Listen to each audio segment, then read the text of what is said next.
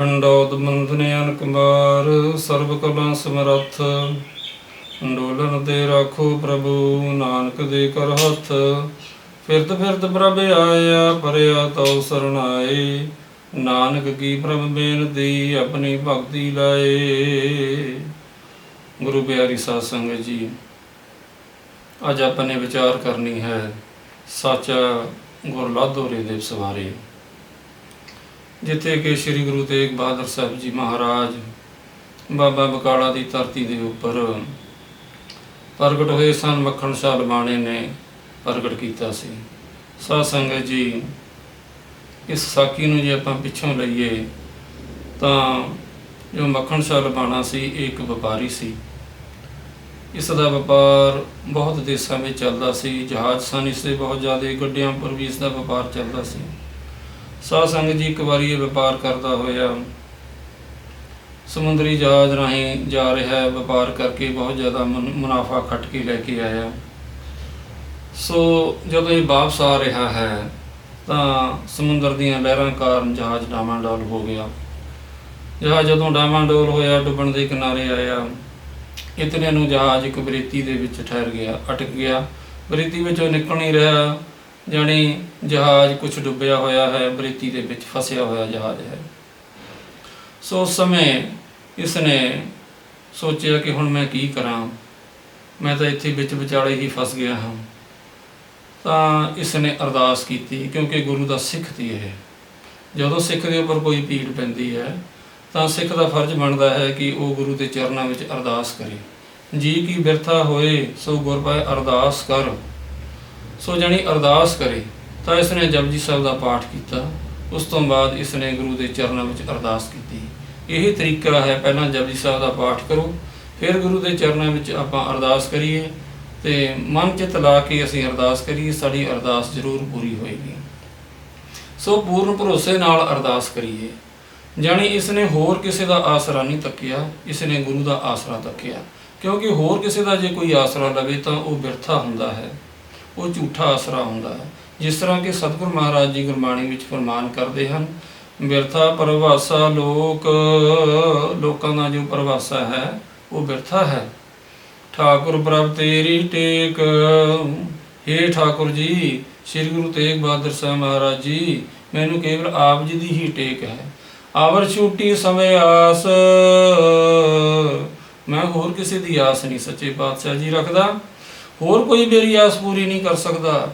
ਇਸ ਸਮੇਂ ਗੁਰਤਾ ਗੱਦੀ ਦੇ ਮਾਲਕ ਸ੍ਰੀ ਗੁਰੂ ਨਾਨਕ ਦੇਵ ਮਹਾਰਾਜ ਦੀ ਗੁਰਤਾ ਗੱਦੀ ਦੇ ਉੱਪਰ ਦੇਖੋ, ਇਸ ਨੂੰ ਕੋਈ ਨਹੀਂ ਸੀ ਪਤਾ ਕਿ ਇਸ ਸਮੇਂ ਗੁਰਤਾ ਗੱਦੀ ਦੇ ਉੱਪਰ ਕਿਹੜੀ ਜੋਤ ਬੈਠੀ ਹੈ।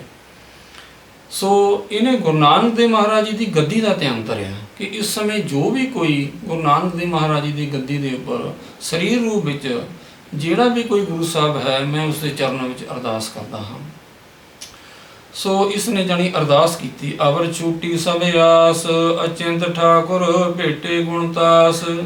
ਏਕੋ ਨਾਮ ਤੇ ਆਏ ਮਨ ਮੇਰੇ, ਕਾਰਜ ਤੇਰਾ ਹੋਵੇ ਪੂਰਾ।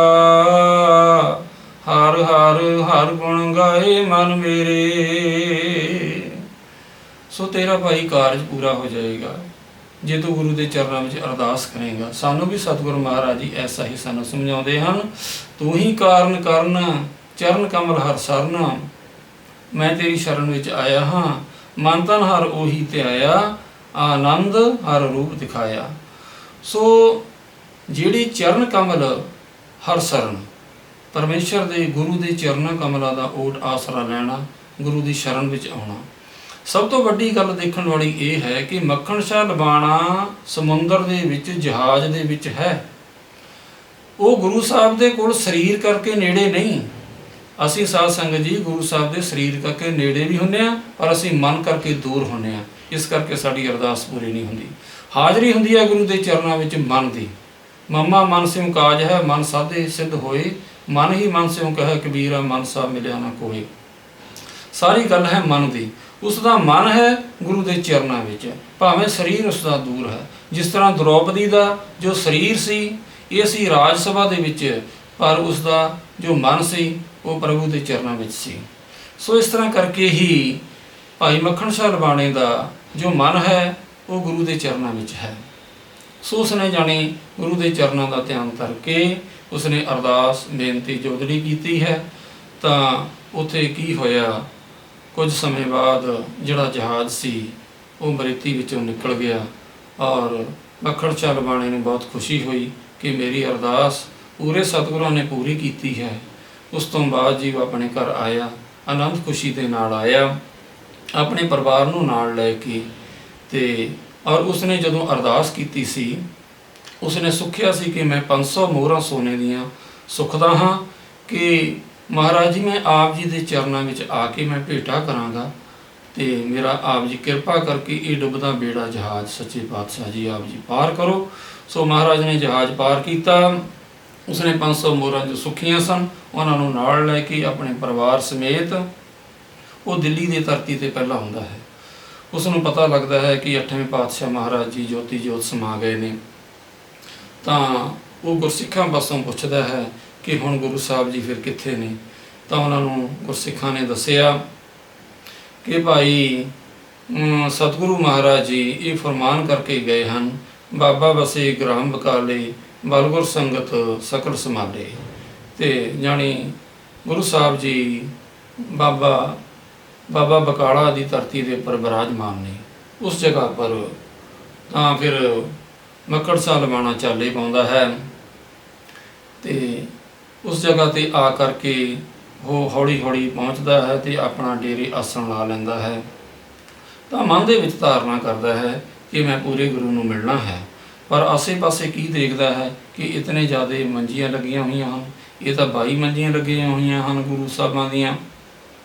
ਤੇ ਹੁਣ ਮੈਂ ਕੀ ਕਰਾਂ, ਕਿਸ ਤਰ੍ਹਾਂ ਕਰਾਂ, ਮਨ ਦੁਬਿਧਾ ਦੇ ਵਿੱਚ ਆ ਗਿਆ।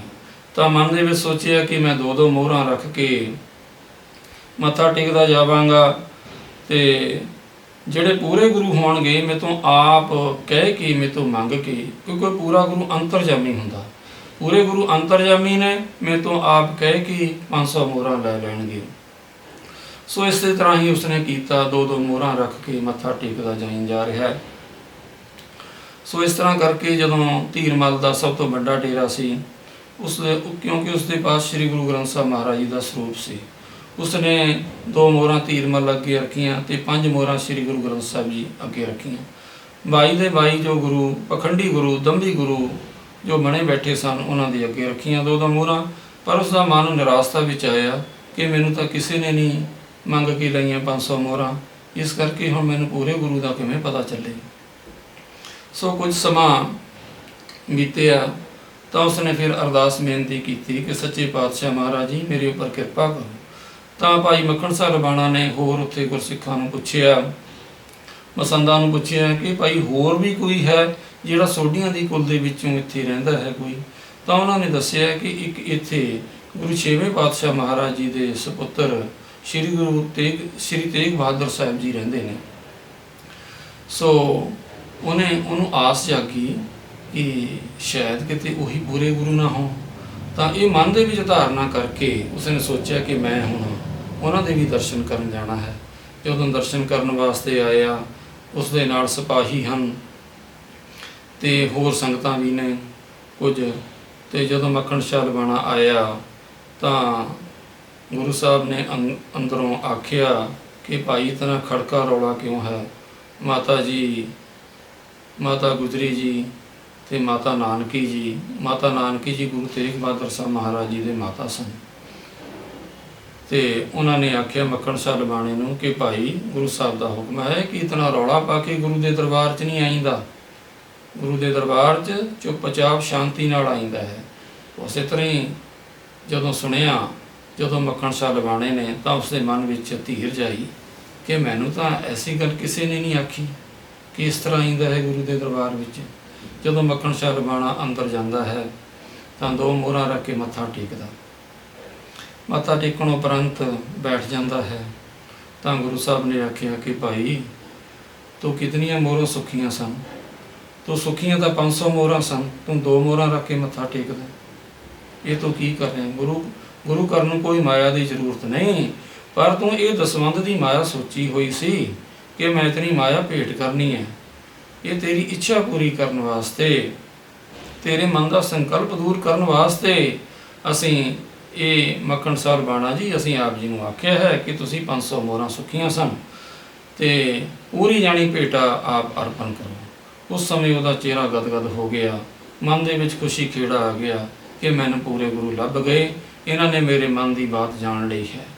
ਸੋ ਇਸ ਤਰ੍ਹਾਂ ਕਰਕੇ ਉਸਨੇ ਆਖਿਆ ਕਿ ਸੱਚੇ ਪਾਤਸ਼ਾਹ ਜੀ, ਉਹ ਮਹਾਰਾਜ, ਮੈਨੂੰ ਬਹੁਤ ਖੁਸ਼ੀ ਹੋਈ ਹੈ, ਮੈਂ ਕੱਲ੍ਹ ਨੂੰ ਪੂਰੇ ਆਪਣੇ ਲੋ ਲਸ਼ਕਰ ਦੇ ਨਾਲ ਆਵਾਂਗਾ ਤੇ ਮੈਂ ਆਪ ਜੀ ਨੂੰ ਪ੍ਰਗਟ ਕਰਾਂਗਾ ਤੇ ਨਾਲੇ ਮੈਂ ਆਪਣੀ ਭੇਟਾ ਰੱਖੂੰਗਾ।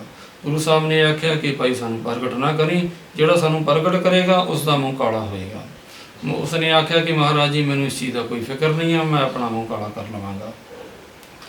ਸੋ ਅਗਲੇ ਦਿਨ ਉਹ ਫੇਰ ਆਉਂਦਾ ਹੈ ਤੇ ਮੋਹਰਾਂ ਲੈ ਕੇ ਆਉਂਦਾ, ਆਪਣੇ ਪਰਿਵਾਰ ਸਮੇਤ ਆਉਂਦਾ ਗੁਰੂ ਦੇ ਚਰਨਾਂ ਵਿੱਚ। ਤੇ ਮਾਤਾ ਜੀ ਦਾ ਜਿੱਥੇ ਰਸੋਈ ਸੀ ਉੱਥੇ ਉਸਨੇ ਭਾਂਡਿਆਂ ਦੇ ਉੱਪਰੋਂ ਕਾਲਸ ਉਤਾਰ ਕੇ ਆਪਣੇ ਚਿਹਰੇ ਉੱਪਰ ਮੜੀ। ਚਿਹਰੇ ਤੇ ਕਾਰਖ ਲਾ ਕੇ ਪਹਿਲਾਂ ਹੀ ਆ ਗਿਆ ਕਿ ਪਹਿਲਾਂ ਤਾਂ ਮੈਂ ਗੁਰੂ ਦਾ ਬਚਨ ਪੂਰਾ ਕਰਾਂ, ਫਿਰ ਮੈਂ ਗੁਰੂ ਦੇ ਦਰਸ਼ਨ ਕਰਾਂਗਾ। ਮਹਾਰਾਜ ਵਾਸਤੇ ਉਸਨੇ ਪਹਿਲਾਂ ਹੀ ਪੁਸ਼ਾਕ, ਹੋਰ ਮਹਾਰਾਜ ਵਾਸਤੇ ਜਾਣੀ ਸੋਹਣੇ ਸੋਹਣੇ ਵਸਤਰ ਜਾਣੀ ਉਸਨੇ ਬਣਵਾ ਲਏ ਸਨ ਕਿ ਮਹਾਰਾਜ ਜੀ ਨੂੰ ਬਾਹਰ ਪਲੰਘਾਂ ਦੇ ਉੱਪਰ ਬਿਰਾਜਮਾਨ ਕਰਵਾ ਕੇ ਤੇ ਸੰਗਤਾਂ ਨੂੰ ਦੱਸਾਂਗੇ ਕਿ ਸਾਨੂੰ ਪੂਰਾ ਗੁਰੂ ਲੱਭ ਗਿਆ ਹੈ। ਸੋ ਉਸਨੇ ਆ ਕੇ ਜਾਣੀ 500 ਮੋਹਰਾਂ ਦਾ ਮੱਥਾ ਟੇਕਿਆ, ਗੁਰੂ ਸਾਹਿਬ ਨੂੰ ਸੁੰਦਰ ਪੋਸ਼ਾਕ ਪਹਿਨਾਈ ਗਈ ਤੇ ਫਿਰ ਉਹ ਕੋਠੇ ਦੇ ਉੱਪਰ ਚੜ੍ਹ ਗਿਆ। ਕੋਠੇ ਉੱਪਰ ਚੜ੍ਹ ਕੇ ਆਖਦਾ, ਸਾਚਾ ਗੁਰ ਲਾਧੋ ਰੇ, ਸਾਚਾ ਗੁਰ ਲਾਧੋ ਰੇ, ਸਾਚਾ ਗੁਰ ਲਾਧੋ ਰੇ। ਸੋ ਇਸ ਤਰ੍ਹਾਂ ਆਖਦਾ ਹੈ ਤਾਂ ਸੰਗਤਾਂ ਹੁਮ ਹੁਮਾ ਕੇ ਪਹੁੰਚਦੀਆਂ ਨੇ ਕਿ ਗੁਰੂ ਲੱਭ ਗਿਆ ਹੈ, ਭਾਈ ਸੱਚਾ ਗੁਰੂ ਲੱਭ ਗਿਆ ਹੈ। ਸੋ ਇਸ ਤਰ੍ਹਾਂ ਕਰਕੇ ਜਾਣੀ ਗੁਰੂ ਉਸਨੇ ਪ੍ਰਗਟ ਕੀਤਾ ਜੀ। ਸੋ ਇਸ ਦੇ ਵਿੱਚ ਜਿਹੜੇ ਕਿ ਬਾਬਾ ਬੁੱਢਾ ਜੀ ਦੀ ਅੰਸ਼ ਵਿੱਚੋਂ ਸਨ ਦਰਗਾਹੀ ਮੱਲ ਤੇ ਬਾਬਾ ਗੁਰਦਿੱਤਾ ਜੀ, ਇਹ ਦੋਨੋਂ ਹੀ ਬਾਬਾ ਬੁੱਢਾ ਜੀ ਦੀ ਅੰਸ਼ ਵਿੱਚੋਂ ਸਨ, ਕਿਉਂਕਿ ਸ਼ੁਰੂ ਤੋਂ ਹੀ ਚੱਲਿਆ ਆ ਰਿਹਾ ਹੈ ਕਿ ਬਾਬਾ ਬੁੱਢਾ ਜੀ ਦੇ ਨੇ ਪਹਿਲਾਂ ਜਿਵੇਂ ਗੁਰੂ ਅੰਗਦ ਦੇਵ ਮਹਾਰਾਜ ਜੀ ਨੂੰ ਗੁਰਤਾ ਗੱਦੀ ਦਾ ਤਿਲਕ ਲਾਇਆ ਹੈ, 6ਵੇਂ ਪਾਤਸ਼ਾਹ ਤੱਕ ਲਾਉਂਦੇ ਰਹੇ ਨੇ ਤਿਲਕ। ਸੋ ਇਸ ਤਰ੍ਹਾਂ ਅੱਗੇ ਬਾਬਾ ਬੁੱਢਾ ਜੀ ਦੀ ਅੰਸ਼ ਵਿੱਚੋਂ ਹੀ ਬਾਬਾ ਗੁਰਦਿੱਤਾ ਜੀ ਨੂੰ ਜੀ ਆਏ, ਕਿਉਂਕਿ ਇਹਨਾਂ ਦੇ ਪਾਸ ਜਦੋਂ 8ਵੇਂ ਪਾਤਸ਼ਾਹ ਮਹਾਰਾਜ ਜੀ ਜੋਤੀ ਜੋਤ ਸਮਾਏ ਹਨ ਤਾਂ ਉਹਨਾਂ ਨੇ ਜੋਤੀ ਜੋਤ ਸਮਾਉਣ ਤੋਂ ਪਹਿਲਾਂ ਇਹ ਸਾਰੀ ਗੱਲ ਦੱਸ ਦਿੱਤੀ ਸੀ ਕਿ ਗੁਰੂ ਤੇਗ ਬਹਾਦਰ ਸਾਹਿਬ ਮਹਾਰਾਜ ਜੀ ਸਾਡੇ ਤੋਂ ਬਾਅਦ ਗੁਰੂ ਹੋਣਗੇ। 5 ਪੈਸੇ ਤੇ ਨਾਰੀਅਲ ਹੋਰ ਜੋ ਵੀ ਸਮੱਗਰੀ ਹੁੰਦੀ ਹੈ ਗੁਰਤਾ ਗੱਦੀ ਦੀ, ਉਹ ਬਖਸ਼ਿਸ਼ ਕਰਕੇ ਗੁਰੂ 8ਵੇਂ ਪਾਤਸ਼ਾਹ ਮਹਾਰਾਜ ਜੀ ਨੇ, ਗੁਰੂ ਹਰਕ੍ਰਿਸ਼ਨ ਸਾਹਿਬ ਮਹਾਰਾਜ ਜੀ ਨੇ ਬਾਬਾ ਗੁਰਦਿੱਤਾ ਜੀ ਨੂੰ ਦਿੱਤੀ। ਉਹ ਬਾਬਾ ਗੁਰਦਿੱਤਾ ਜੀ ਵੀ ਫਿਰ ਉਹ ਸਮੱਗਰੀ ਲੈ ਕੇ ਬਾਬਾ ਬਕਾਲਾ ਵਿਖੇ ਬੈਠੇ ਸਨ ਔਰ ਇੰਤਜ਼ਾਰ ਕਰਦੇ ਸਨ। ਬਾਬਾ ਬਕਾਲਾ ਵਿਖੇ ਪਹਿਲਾਂ ਵੀ ਪ੍ਰਗਟ ਕਰਨਾ ਚਾਹੁੰਦੇ ਸਨ ਬਾਬਾ ਗੁਰਦਿੱਤਾ ਜੀ, ਤਾਂ ਗੁਰੂ ਤੇਗ ਬਹਾਦਰ ਸਾਹਿਬ ਮਹਾਰਾਜ ਜੀ ਨੇ ਮਨਾ ਕਰਤਾ ਸੀ ਕਿ ਨਹੀਂ ਭਾਈ, ਹਾਲੇ ਸਾਨੂੰ ਪ੍ਰਗਟ ਨਾ ਕਰ, ਸਾਨੂੰ ਪ੍ਰਗਟ ਕਰਨ ਵਾਲਾ ਆ ਰਿਹਾ ਹੈ, ਉਹ ਇੱਥੇ ਪਹੁੰਚ ਜਾਏਗਾ। ਮਹਾਰਾਜ ਜੀ ਦਾ ਇਸ਼ਾਰਾ ਸੀ ਇਹ ਭਾਈ ਮੱਖਣ ਸ਼ਾਹ ਲਵਾਣੇ ਵੱਲ। ਸੋ ਇਸ ਤਰ੍ਹਾਂ ਹੋਇਆ, ਬਾਬਾ ਗੁਰਦਿੱਤਾ ਜੀ ਨੇ ਫਿਰ ਗੁਰਤਾ ਗੱਦੀ ਦਾ ਮਹਾਰਾਜ ਨੂੰ ਤਿਲਕ ਦਿੱਤਾ ਤੇ ਸੱਚੇ ਪਾਤਸ਼ਾਹ ਮਹਾਰਾਜ ਜੀ ਗੁਰਤਾ ਗੱਦੀ ਦੇ ਉੱਪਰ ਸਵਾਇਮਾਨ ਬਿਰਾਜਮਾਨ ਹੋਏ ਨੇ ਤੇ ਮੱਖਣ ਸ਼ਾਹ ਲਵਾਣੇ ਨੇ ਗੁਰੂ ਸਾਹਿਬ ਨੂੰ ਪ੍ਰਗਟ ਕੀਤਾ ਹੈ। ਸਾਚਾ ਗੁਰ ਲਾਧੋ ਰੇ ਦਿਵਸ ਇਹ ਬੜੇ ਧੂਮ-ਧਾਮ ਨਾਲ ਬਾਬਾ ਬਕਾਲਾ ਦੀ ਧਰਤੀ ਤੇ ਮਨਾਇਆ ਜਾਂਦਾ ਹੈ। ਇਹ ਦਿਵਸ ਰੱਖੜ ਪੁੰਨਿਆਂ ਨੂੰ ਜਾਣੀ ਸਾਵਣ ਦੇ ਮਹੀਨੇ ਦੀ ਪੂਰਨਮਾਸ਼ੀ ਨੂੰ ਆਉਂਦਾ ਹੈ ਤੇ ਸ਼੍ਰੋਮਣੀ ਕਮੇਟੀ ਬਹੁਤ ਧੂਮ-ਧਾਮ ਨਾਲ ਮਨਾਉਂਦੀ ਹੈ ਔਰ ਗੁਰਸਿੱਖ ਸੰਗਤਾਂ ਦਾ ਬਹੁਤ ਜ਼ਿਆਦਾ ਉੱਥੇ ਇਕੱਠ ਹੁੰਦਾ ਹੈ। ਸੰਗਤਾਂ ਗੁਰੂ ਸਾਹਿਬ ਨੂੰ ਨਮਸਕਾਰ ਕਰਕੇ ਆਪਣੇ ਖੁਸ਼ੀਆਂ ਪ੍ਰਾਪਤ ਕਰਦੀਆਂ ਹਨ, ਗੁਰੂ ਸਾਹਿਬ ਦੇ ਆਸ਼ੀਰਵਾਦ ਪ੍ਰਾਪਤ ਕਰਦੀਆਂ ਹਨ। ਸੋ ਇਸ ਤਰ੍ਹਾਂ ਕਰਕੇ ਭਾਈ ਇਹ ਜੋ ਦਿਹਾੜਾ ਹੈ ਸੋ ਇਸ ਨੂੰ ਆਪਾਂ ਵੀ ਮਨ ਚਿੱਤ ਇਕਾਗਰ ਕਰਕੇ ਮਨਾਇਆ ਕਰੀਏ। ਇਹ ਰੱਖੜ ਪੁੰਨਿਆਂ ਵਾਲੇ ਦਿਨ ਦਿਹਾੜਾ ਆਉਂਦਾ ਹੈ ਜੀ।